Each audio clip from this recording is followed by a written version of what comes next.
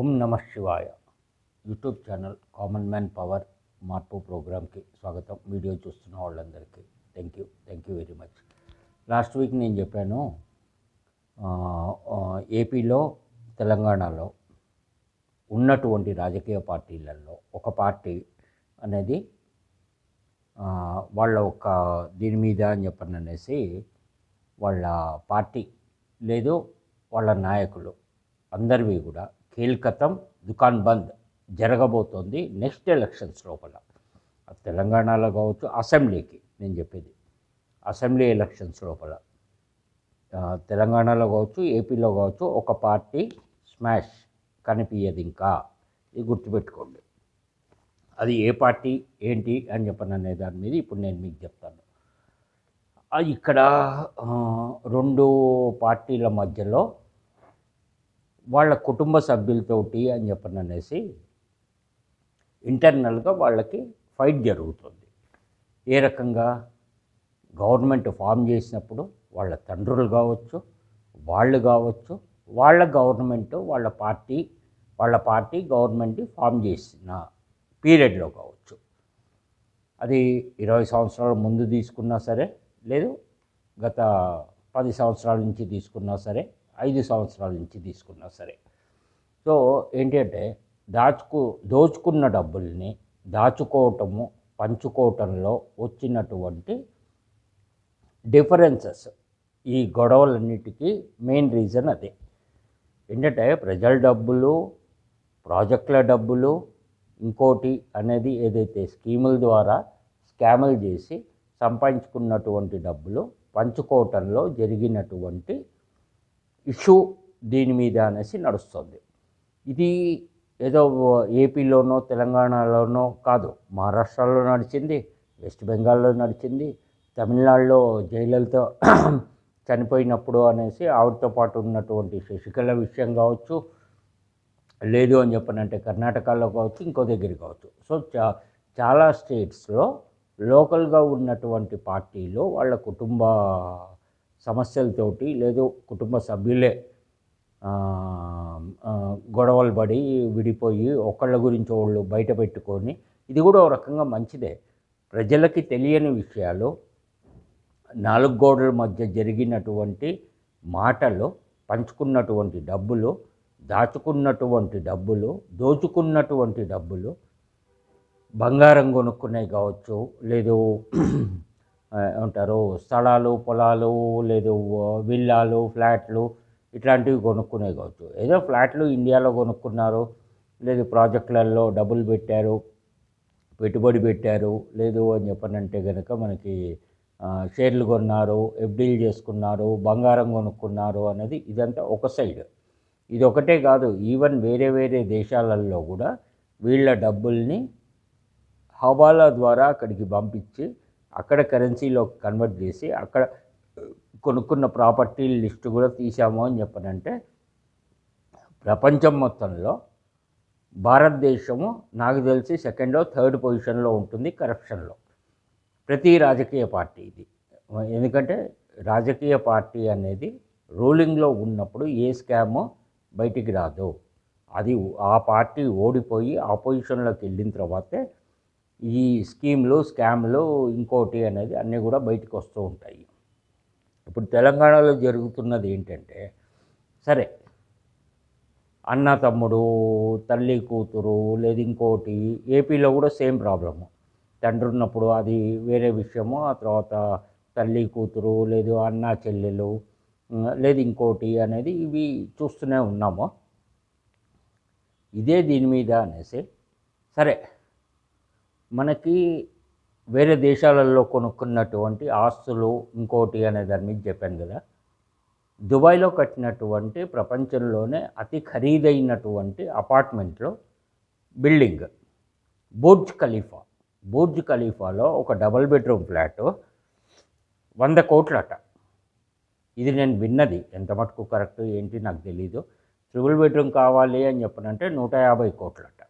So దాంతో అని చెప్పననేసి ఇక్కడ దోచుకున్న డబ్బులు, దాచుకున్న డబ్బులతోటి అనేది అక్కడ బుర్జ్ ఖలీఫాలో ఒక ఫ్లాటో, 2 ఫ్లాట్లో, 3 ఫ్లాట్లో ఎక్కడి నుంచి కొన్నారు. వీళ్ళు ఏ రాజకీయ పార్టీ అయినా పెట్టకముందు లేదు అంతకంటే ముందు వాళ్ళ నాన్నలు ఏం చేశారో, వాళ్ళ తండ్రులు ఏం చేశారో, వాళ్ళ కూతుర్లు కొడుకుల పెళ్ళిళ్ళకి గ్రాండ్గా చేశారా, లేదు అని చెప్పనంటే కనుక అప్పు చేసి చేశారా ఇంకోట అనేసి. తెలంగాణలో ఏంటి అంటే ఒక ఆడకూతురు పెళ్ళి 50,000 రూపాయలు అప్పు చేసి చేశారు అని చెప్పననేసి అన్నారు. అది ఒక 25, 30 సంవత్సరాల ముందు సంగతి అనేసి అనుకుందాం. సో దీని మీద అనేసి ఈ 30 సంవత్సరాల్లో ప్రజలు ఎక్కడున్నోళ్ళు అక్కడే ఉన్నారు. మహా సంపాదించుకుంటే కనుక ఓ లక్షల్లో సంపాదించుకొని ఉంటారు. వాళ్ళు మటుకు వందలు, వేలు, లక్షల కోట్లు ఎట్లా సంపాదించుకున్నారు అనేది కొంచెం మైండ్ పెట్టి, బుర్ర పెట్టి ఆలోచిస్తే ప్రజలకి, అది తెలంగాణ వాళ్ళకి కావచ్చు, ఆంధ్ర వాళ్ళకి కావచ్చు, ఇండియా మొత్తంలో ఉన్నటువంటి ప్రజలకు కావచ్చు అర్థమైంది. సో మీరు ఎక్కడున్నారో అక్కడే ఉంటారు. వాళ్ళు మటుకు ఎక్కడికో వెళ్ళిపోతారు. వాళ్ళకి అవసరం ఉంటే కానీ, అంటే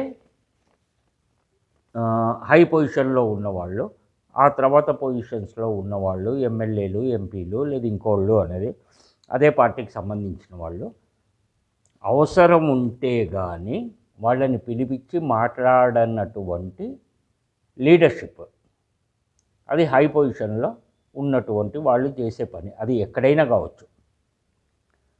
సో ఎమ్మెల్యేలని, ఎంపీలని, మినిస్టర్ని వీళ్ళని కలవరు. పార్టీ వాళ్ళని వాళ్ళ ద్వారా గెలిచి వీళ్ళు సీట్లో కూర్చుంటేనే వాళ్ళనే అవసరం ఉంటే కానీ కలవని వాళ్ళు ప్రజల దగ్గరకు వచ్చి ప్రజల సమస్యలు లేదు ప్రజల అవసరాలు లేదు వాళ్ళకు ఉన్నటువంటి మిగతా ఇవి అనేది వీళ్ళు పట్టించుకుంటారు అని చెప్పననేసి మీరు ఎట్లా అనుకుంటున్నారు? అది మీరు ఒక్కసారి ఆలోచించాలి ప్రజలందరూ. ఎందుకంటే ఓట్లు వేసేది మనమే, ట్యాక్సులు కట్టేది మనమే. మనకేమో చిన్న చిన్న ఇళ్ళు చాలని ఇవి, వాళ్ళకేమో పెద్ద పెద్ద విల్లాలు ఇంకోటి అని చెప్పననేది. లగ్జరీ లైఫ్ వాళ్ళది, అడక్క తినే బతుకులు ప్రజలవి. ఇది. సో దీని మీద ఏంటి అని చెప్పనంటే, మాకు పదవులు రావటానికి లేదు ఇంకోటి చేయటానికి ఏ పార్టీ అయినా కావచ్చు, మేము విడగొడతాము, పడగొడతాము, కలుపుతాము, విడదీస్తాము. అంటే డివైడ్ అండ్ రూల్ పాలసీ మేము ఎక్కడైనా చేస్తాము. ఇది స్టేట్లో కావచ్చు, సెంట్రల్లో కావచ్చు, ఏ స్టేట్లో అయినా కావచ్చు. మాకు కావాల్సిందల్లా లేదు మేము చేసేదల్లా ఒకటే. ఎందుకంటే మేము రాజకీయ నాయకులం. మాకు ఓన్లీ పాలిటిక్స్, పవర్, పైసా, ఈ మూడే కావాలి. ప్రజల సమస్యలతోటి మాకు 1% కూడా సంబంధం లేదు. ఇది కన్ఫామ్. ఆ తర్వాత వచ్చేసి మాకు కావాల్సింది కమిషన్స్. మేము చేసేది కరప్షన్. ఆడవాళ్ళు ఎవరైనా ఏదైనా ప్రాజెక్టు పట్టుకొని వచ్చారు, లేకపోతే ఇంకోటి అనే దాని మీద ఉన్నా, లేకపోతే ఏమన్నా ట్రాన్స్ఫర్లు, ప్రమోషన్లు ఎక్సెట్రా అనేసి ఏ స్టేజ్లో ఉన్నా, ఏ రకంగా ఉన్నా కానీ ఆడవాళ్ళతోటి అనేసి తీసుకున్నాము అని చెప్పనంటే కమిట్మెంట్ ఇస్తావా? సో ఒకటి పాలిటిక్స్, పవరు, పైసా. రెండు వచ్చేసి corruption, commissions and commitment. So ఇది దీని మీద నడుస్తుంది. ఏదో అంటారు కదా WWW, ప్రపంచం మొత్తం నడుస్తుంది. వైన్, వెల్త్, ఉమెన్ అని ఆ రకంగా ఉంటుందన్నమాట. సో దీని మీద అని చెప్పననేసి ఇవన్నీ ప్రజలకి దీనికి అని చెప్పననేసి చూసుకున్నా ఉంటే వాళ్ళు మాట్లాడుకునేది, వీళ్ళు ఏం బీక్తారు మాది, ప్రజలు మమ్మల్ని ఏం చేస్తారు, ఏం బీక్తారు, మేము మా ఇష్టం వచ్చినట్టు చేస్తాము, మాకు కావాల్సినట్టుగా మేము రూల్స్ మార్చుకుంటాము, మాకు కావాల్సినట్టుగా మేము మాట్లాడతాము, మాకు ఇష్టం ఉన్న వాళ్ళని మా పక్కన కూర్చోబెట్టుకుంటాము, ఇష్టం లేని వాళ్ళని తొక్కిపడేస్తాము, దొంగ కేసులు వేస్తాము, జైలుకి పంపిస్తాము, ఇంకోటి. సో ఇక్కడ ఎవడు సొక్కమైనోడు లేదు అని చెప్పనంటే కనుక అందరూ శ్రీరామచంద్రులు, లేకపోతే ఏమంటారు అన్ని నిజాలు చెప్పేటువంటి వీళ్ళు లేరు.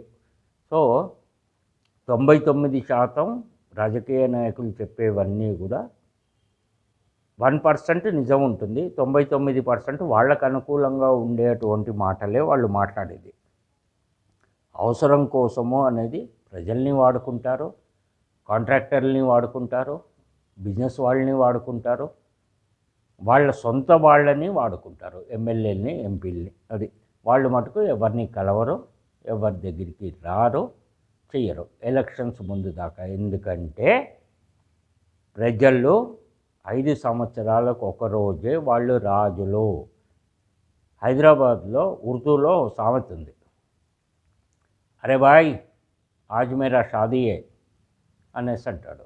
అని అంటే పక్కన ఫ్రెండ్ అంటాడు, హారే భాయ్ తేరా షాదీ హై ఆజ్, तू तो आज एक दिन का सुल्तान है, बाकी का ज़िंदगी भर तो खाली सर्विस करना, एक दिन का सुल्तान बाकी का जन्म पूरा तो लेबर, जो बोले वो काम करने का ही तेरा काम है అని చెప్పననేసి అంటారు. సో ఈ స్కీముల ద్వారా ఇంకో ద్వారా అని చెప్పననేసి కుక్కకి బిస్కెట్లు వేసినట్టుగా ఒక్కోళ్ళకి ఒక్కో దీని మీద అనేసి బిస్కెట్లు వేస్తారు. దేనికి లెక్కలు చెప్పరు, ఏ ప్రాజెక్టుకి ఎంత అయింది లెక్కలు చెప్పద్దు, ఇంకోటి చెప్పదు. సో కుక్కకి బిస్కెట్లు వేయటము, వాళ్ళు మటుకు బంగారు బిస్కెట్లు ఇంట్లోనూ, బ్యాంకుల్లోనూ, లేదు ఫామ్ హౌజుల్లోనూ దాచుకోవటము, నగలు చేయించుకోవటము, ఎక్సెట్రా ఎక్సెట్రా, అదంతా వాళ్ళ పని. సో దీనికి ఏంటి అంటే లగ్జరీ లైఫ్ రాజకీయ నాయకులది, అడక తినే బతుకులు ప్రజలవి. ఇవి మారకపోతే మన బతుకులు అందరివి మిడిల్ క్లాస్ అయినా, అబోవ్ మిడిల్ క్లాస్ అయినా, ఇంకా పేదోళ్ళ సంగతి చెప్పే అవసరమే లేదు. సో కాబట్టి ఇవన్నీ కూడా ప్రతి ఒక్కళ్ళు చూసుకోవాలి. ఎవడు వచ్చి ఇక్కడ పీకి చేసేది ఏం లేదు. ఎందుకోసమో అని చెప్పనంటే రాజకీయ నాయకులు అనుకుండేది మేమే మేధావులం, మేము చెప్పిందంతా వినేటువంటి ప్రజలు ఎర్రి పుష్పాలు. ఇది వాళ్ళ ఒక ఆలోచన, వాళ్ళ ఒక పద్ధతి, లేదు ఇంకోటి. సో ఇప్పుడు తెలంగాణలో ప్రస్తుతానికి నడుస్తోంది ఏంటి అంటే కాలేజీల్లో ఫీజు రీఎంబర్స్మెంట్ గురించి అనేసి. లక్షల్లో కొంతమందికి, కొన్ని వేల మందికి, లక్షల మందికి అనేది లక్షల రూపాయలు ఫీజు రీఎంబర్స్మెంట్ దీంట్లో డబ్బులు కాలేజీలకి ఇస్తున్నారు. 600 కోట్లు ఇమీడియట్గా ఇస్తున్నారు. దీపావళి టైంకి ఇంకో 600 కోట్లు ఇస్తారు. అంటే టోటల్గా 1200 కోట్లు ఫీజు రీఎంబర్స్మెంట్ కింద అనేది ఇస్తుంది. దీంట్లో 1200 కోట్లలో మరి వీళ్ళకి రిటర్న్ వచ్చే కమిషన్ ఎంత, ఇంకోటి ఎంత అనేది తెలీదు. స్టూడెంట్స్ ఎంతమందికి ఇస్తున్నారో అనేది గవర్నమెంట్ లెక్క చెప్పదు. ఎంతమందికి తీసుకుంటున్నాము అనేది కాలేజీలు లెక్క చెప్పవు. అందరు కలిసి దొంగలు ఊళ్ళు పంచుకున్నట్టు ప్రజలు సొమ్ము పంచుకుంటారు. ఇక్కడ పిల్లలేమో సరైన వసతులు లేక, అక్కడ చేరినటువంటి కాలేజీల్లో హాస్టల్లో సరిగ్గా లేక, కాలేజీలో కావాల్సినటువంటి ల్యాబులు లేక, సరైన ఫ్యాకల్టీలు లేక, లేదు అని చెప్పనంటే సరైన లెక్చరర్లు లేక, వాళ్ళకే వచ్చి రాని చదువుతోటి అనేది వీళ్ళకేం చెప్తారు. సో దీంట్లో పార్ట్ టైంగా చేసేవాళ్ళు కొంతమంది, లేదు లెక్చరర్గా జాయిన్ అయిన వాళ్ళు ఒక్కో సబ్జెక్టు మీద తీసుకున్నా కానీ ఒక్కోళ్ళు 3-4 సార్లు పరీక్షలు రాసి ఎగ్జామ్స్లో ఫెయిల్ అయితే పాస్ అయిన తర్వాత తక్కువ శాలరీకి అనేసి కాలేజీలు తీసుకొని ఇచ్చేయటము. ఇవన్నీ ఎందుకోసం చెప్తున్నా అంటే రాజకీయ నాయకులు, రాజకీయ పార్టీలు ప్రజల సమస్యల్లో ఏ ఒక్కటి పట్టించుకోరు. హెల్త్ గురించి, ఎడ్యుకేషన్ గురించి, నిత్యావసర వస్తువులు పెరిగినా, సరుకులు పెరిగినా, పెట్రోల్ పెరిగినా, డీజిల్ పెరిగినా, ట్రాన్స్పోర్ట్ రేటు పెరిగినా, లేదు అని చెప్పనంటే కరెంటు బిల్లు, నీళ్ళ బిల్లు, ఇట్లా ప్రతి ఒక్కటి ఏది పెరిగినా కానీ వాళ్ళకి ఎటువంటి ప్రాబ్లం లేదు, ఎటువంటి సమస్య లేదు. ఎందుకోసం అంటే వాళ్ళకి అన్నీ ఫ్రీ.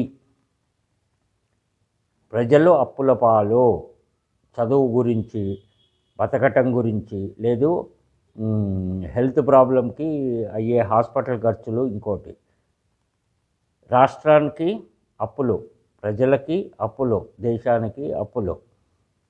వాళ్ళు రాజకీయ నాయకులు మటుకు వందలు, వేలు, లక్షల కోట్లకి యజమానులు అవుతున్నారు ఒక్కసారి ఎమ్మెల్యే అయ్యాడంటే. ఇది మారాలి, ఇది మీరు మార్చండి. ఇది నేను ప్రజలకు చెప్తోంది. ప్రజలేం చొక్కవైనోళ్ళు కాదు. ఎవడు ఎంత ఫ్రీగా ఇస్తే అంత నొక్కేసే మెంటాలిటీ మీరు కూడా మార్చుకోండి. అది మార్చుకుంటే ఇది మారుతుంది.